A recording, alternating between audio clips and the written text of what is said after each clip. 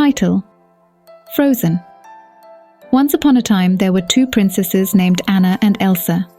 They were sisters and the best of friends. Elsa was born with magic ice powers, and the sisters loved building snowmen and playing on the ice Elsa made. One day, while playing, Elsa slipped and accidentally struck Anna in the head with her ice magic. She started to get very cold and weak, so their parents took her to the trolls, who had their own magic. The trolls removed the ice from Anna's head, but they had to take all memory of Elsa's magic with it, so Anna didn't remember what had happened, or that Elsa had magic at all. To protect Elsa's secret, the king and queen closed the castle gates and limited the people who came inside. Elsa didn't want to hurt her sister again, so she stayed in her room instead of going out to play with Anna. This made Anna very sad and lonely.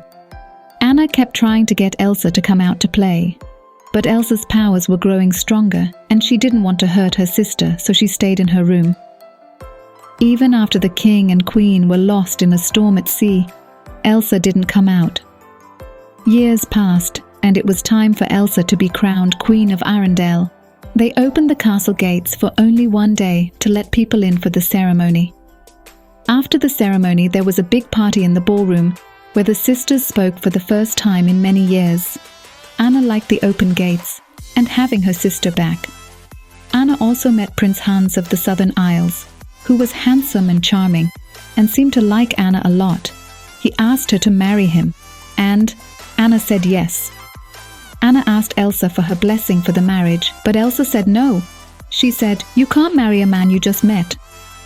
As the sisters argued, Elsa lost control of her emotions. When she became upset, her powers were harder to control, and she shot ice from her hands into the ballroom floor. Just like that, everyone knew her secret. Panicked and scared, she ran away into the mountains. Her fear caused an eternal winter to fall over Arendelle, when it should have been the middle of summer.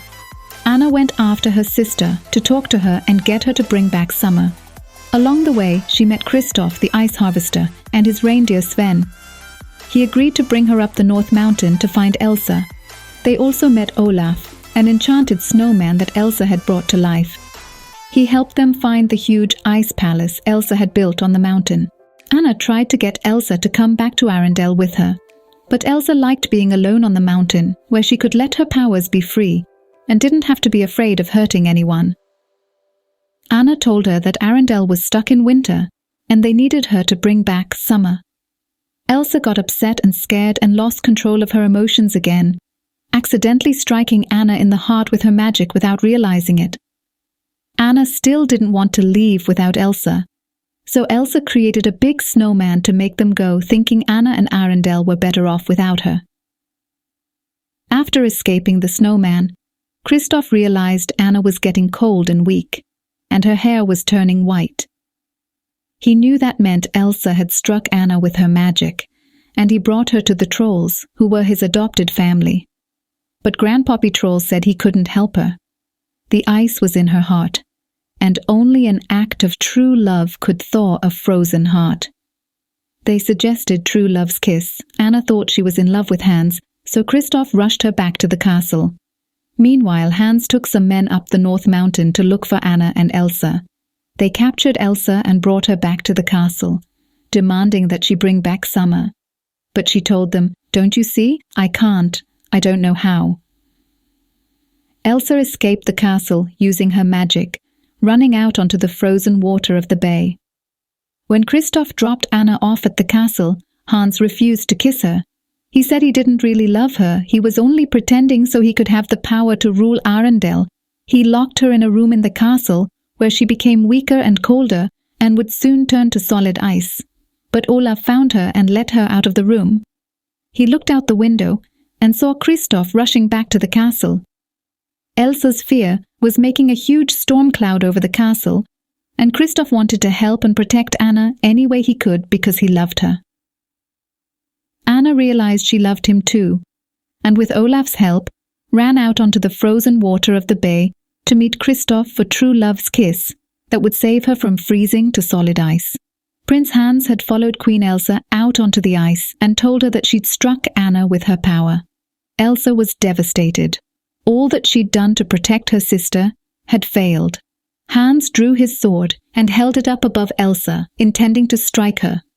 Anna heard Prince Hans draw his sword and saw him raise it above her sister's head.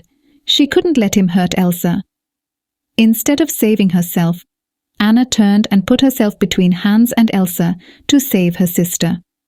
As Hans brought his sword down, Anna turned to solid ice, and the blade shattered on the enchanted ice of her hand, knocking Hans backward. Elsa looked up to see her sister, frozen. She cried and hugged her icy form. But putting herself between Hans and Elsa to save her sister and sacrificing herself was an act of true love. So Anna began to thaw and came back to life. The sisters hugged, and Elsa realized that love was the key to thawing the winter. She thought about how much she loved her sister and removed all the ice and snow from Arendelle. They sent Prince Hans back to the southern isles for his big brothers to deal with. Kristoff was made Arendelle's official ice master and deliverer, and Elsa kept the castle gates open. Everyone knew her secret now, and the people of the kingdom still loved her. The sisters were best friends again, and they all lived happily ever after.